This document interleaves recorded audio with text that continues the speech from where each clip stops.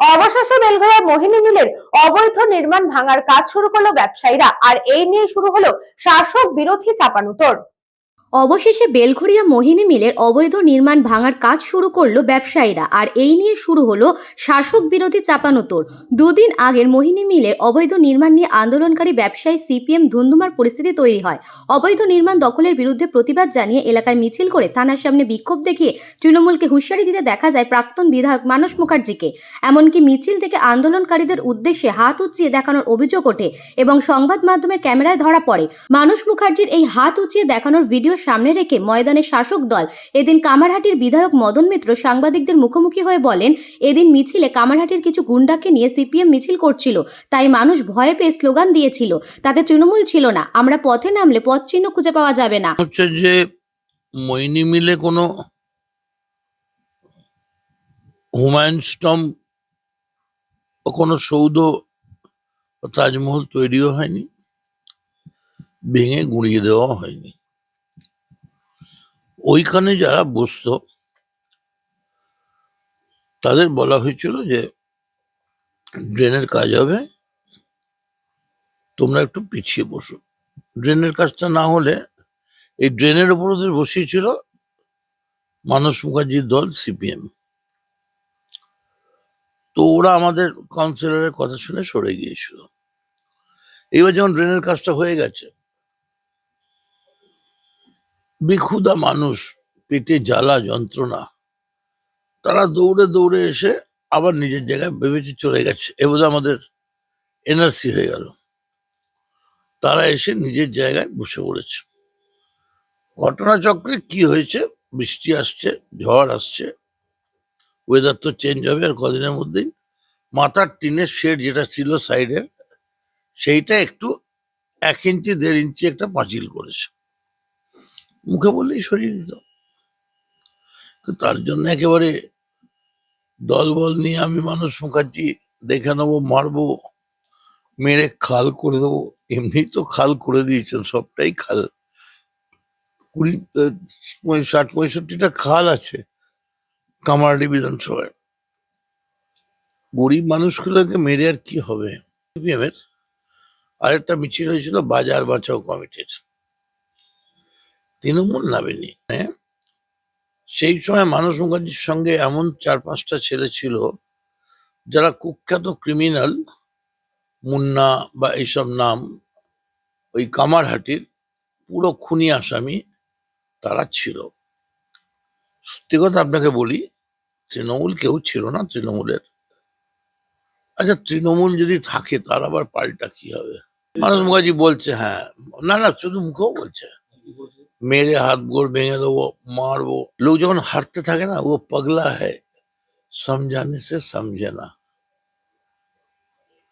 আচ্ছা, উনি মারবো বলে আমি কেন ওকে মারবো? উনি একটা সিওপিডির পেশেন্ট। খুব বেশি হলে তো একটা ধাক্কার খদ্দের, একটা ধাক্কা জোরে মারলে শ্বাসকষ্টে চলে যেতে হবে। তা আমি ওর বউ ছেলে কি উত্তর দেবো? আমি বলেছি তোরা ইগনোর কর, ইগনোর কর, ইগনোর করতে শেখ। এখন ওরা আবার পুরোনো জায়গায় ফিরে গিয়ে বসে গেছে, ইলেকট্রিসিটি পেয়ে যাবে।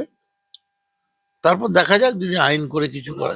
ভেবেছিলেন 80 সালের বা 85 সালের ইস্ট বেঙ্গল ক্লাব, মারবো ধরবো, তোরা জনগণ মানুষ দেবে, দেখেছে বিধানসভা নির্বাচনে দেবে। কথা উনি বলছেন তার কারণ ওকে বিজেপি লাঠিসোঁটা দিচ্ছে নাগপুর থেকে এনে। বিজেপি, সিপিএম আরো কেউ কেউ থাকলে, আসলে আমি চাই যে আপনার অযথা শক্তি নাই খোদ ক্ষয় করতে।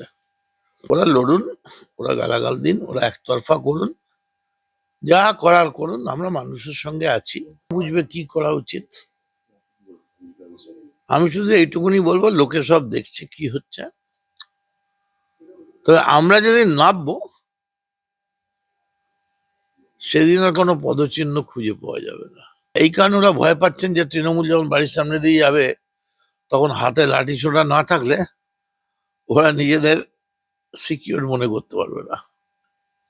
তৃণমূলের এত খারাপ বাজার হয়, নিজে ছাড় পোকা মেরে হাত বন্ধ করবে। বললো ও পাগলা হ্যায়, না সমঝানে সে সমঝে না, পাগল আছে।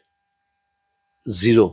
পাল্টা এই ঘটনা নিয়ে সিপিএম এর প্রাক্তন বিধায়ক মানস মুখার্জি বলেন, হ্যাঁ হুঁশিয়ারি দিয়েছি, মারের পাল্টা মার, কিন্তু পুরসভা কেন আগে ভাঙলো না? হওয়া উচিত ছিল অনেক আগে। পৌরসভা শুরুর সময় সেটা পৌরসভার বাধা দেওয়া উচিত ছিল, কারণ একটা সরকারি জমি। রাজ্য সরকার ইচ্ছা করলেই ওই জমিতে বড় কিছু স্কিম করতে পারে, ইন্ডাস্ট্রিয়াল কমপ্লেক্স করতে পারে, বড় ইন্ডাস্ট্রি করতে পারে। সেই জমিটা এইভাবে দখল হতে দিল কেন, এইভাবে করতে দিল কেন, এবং কাউন্সিলরকে দিয়ে ওটা করালো কেন? কাউন্সিলর তো তার বাইরে না, পৌরসভা তার চেয়ারম্যান, তার নেতৃত্বে তো পরিচালিত হয় পৌর বোর্ড, পৌরসভার কাউন্সিলররা। সেই কাউন্সিলররা এই জিনিস করলো কেন? দেখেছি যে আমি, যারা ওখানে ছিল তারা দেখেছে, যারা সাংবাদিকরাও ছিল। আমাদের মিছিলটা যখন ঢুকছে তখন ডান দিকে কিছু গরিব মানুষ ছিল, এবং যে গরিব মানুষ খুব সামান্য, যাদের আর কি দোকান করে দেওয়ার কথা বলা হয়েছে, সেই দোকানদাররা ছিল। কিন্তু তাদেরকে আমি বলবো যে এই ধরনের জোচ্চর লোকেদের ফাঁদে পড়বেন না। ফাঁদে পড়লে আপনি ধনে প্রাণে সমস্তভাবে নিঃশেষ হবে। আমি একদিকে হাত উঁচিয়ে দোকানদারদের প্রতি সহানুভূতি জানিয়েছি, আর একটা দিক দিয়ে যারা ওইখানে বলছে মানস মুখার্জি গো ব্যাক, আরে মানস মুখার্জিকে গো ব্যাক করে বেলঘড়িয়ার কোনো জায়গায় মানস মুখার্জিকে আটকানো যাবে না, কারণ মানস মুখার্জি মানুষের সঙ্গে থাকে, কামারহাটির মানুষ। পাল্টা তো কিছু হাত দেখাতেই হবে। এরা কি মনে করে নিজেদেরকে? এবং এরা সব যে একেবারে তৃণমূল পার্টির উদ্ধার করে দিচ্ছে তাও না, এটা তো ধান্দাবাজি করে ঘুরে বেড়ায়। হুঁশিয়ারি তো দেবই। হুঁশিয়ারি কি? মারলে পাল্টা মার, এইটাই তো হুঁশিয়ারি। 11 সাল থেকে তো মার খেয়ে যাচ্ছে আমাদের। প্ররোচনামূলক কথা বলতেই পারি, ওরা কম প্ররোচনা দেয় নাকি? সেদিন ওখানে কালো পতাকা দেখানোর কি দরকার ছিল? আমাদের পার্টি অফিসে যে কাণ্ড করে এলো, তারপরে কি ওখানে কালো পতাকা দেখানোর দরকার ছিল তৃণমূলের? এটা তৃণমূল প্ররোচনা করছিল না? আমরা মিছিল করছি, পুলিশ জানে, পুলিশকে সকালেই আমরা জানিয়েছি। ওরা মিছিল করছে, ওরা জানে। দোকানদারদের নাম করে কিছু ক্রিমিনাল, কিছু মাতাল, তারা ব্যাখ্যা দেবে, বাধা দেবে, আর বলবে গো ব্যাক মানস মুখার্জির কালো ভাত ভেঙে দাও, গুড়িয়ে দাও। সেটা মানবো? ভোটের আগে আমাদের টেলার লাগে না, আমরা কোনো টেলারেও বিশ্বাসী না। আমরা মানুষের ভরসায় বিশ্বাসী, মানুষের স্বার্থ রক্ষা করায় বিশ্বাসী।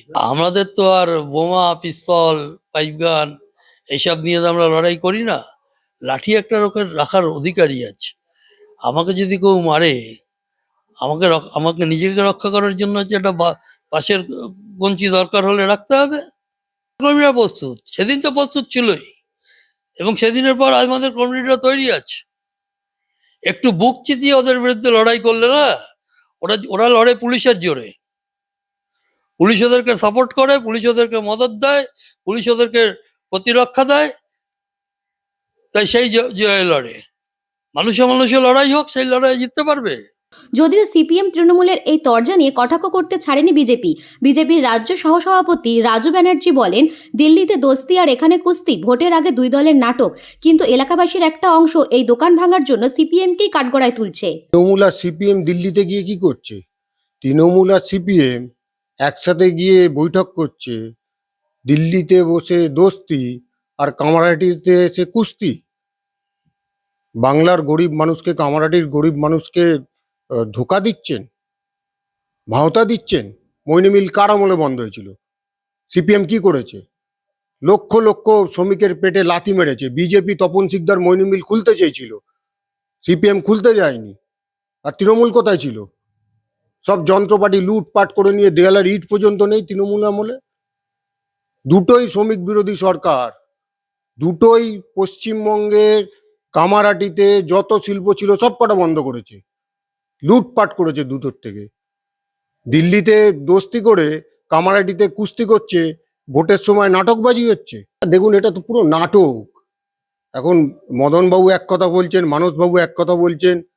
কামারহাটির জনগণ তো জানতে চায় 2021 সালের নির্বাচনের সময় মদন মিত্র মানস মুখার্জির বাড়িতে কি করতে গেছিলেন, দুজনে মিলে কি বৈঠক হয়েছে গোপনে, সেটা তো কামারহাটির মানুষ জানতে চায়।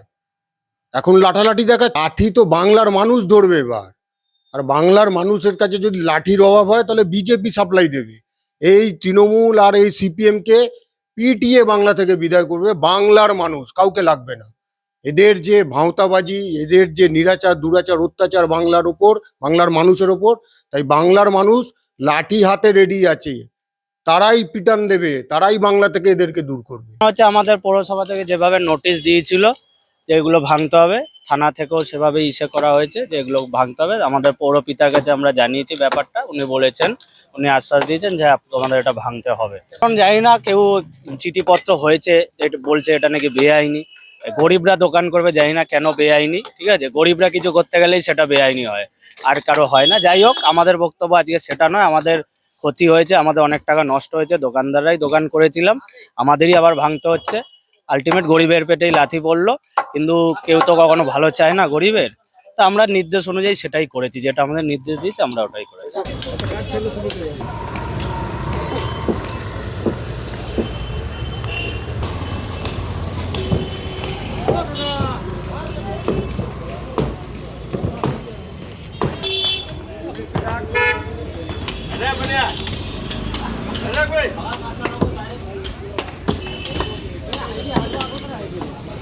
ঘরের মধ্যে সামান আছে, আটা করা